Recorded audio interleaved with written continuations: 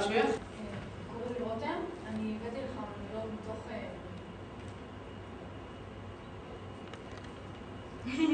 זה האודישן הראשון שלי.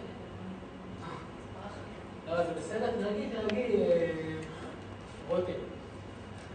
אני מבין, אודישן ראשון, הכל בסדר, אל תלחצי, אני בכלל לא באתי ממה שהבאתי במונולוג, אני רק רוצה להכיר קצת את האופי שלו, בסדר? אוקיי, אז...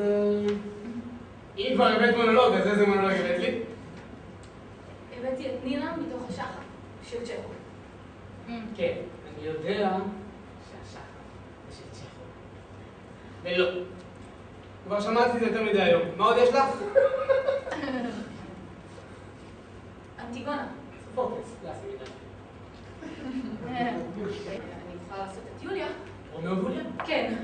לא, שחור מדי. גם את העלמה יוליה, אני יודעת. לא אוהב, נטורליסטי. אוקיי, אז אולי חנוך לוין. שמאלני, משפיל נשים. החברות הכי טובות, ענת גוב. פמיניסטית. אני מנסה להבין אם יש משהו מיוחד שאתה רוצה, אני פשוט, כאילו, אני לא יודעת בדיוק מה לעשות. בואי, תגיד, זה בסדר.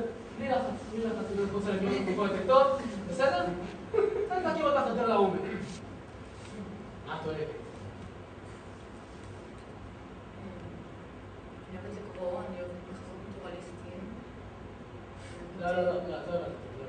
לא. קוראים לי רותם, אני למדתי 3 שנים במגמת... לא, את לא הבנת, את לא בכיוון. לא הבנת. מה, אני אוהבת ללכת לים. את לא הבנת אותי, אני רוצה להכיר את האופי שלך. האופי.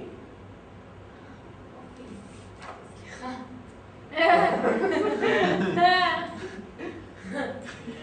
איזה מונולוג הבאת לי. פעורי פה.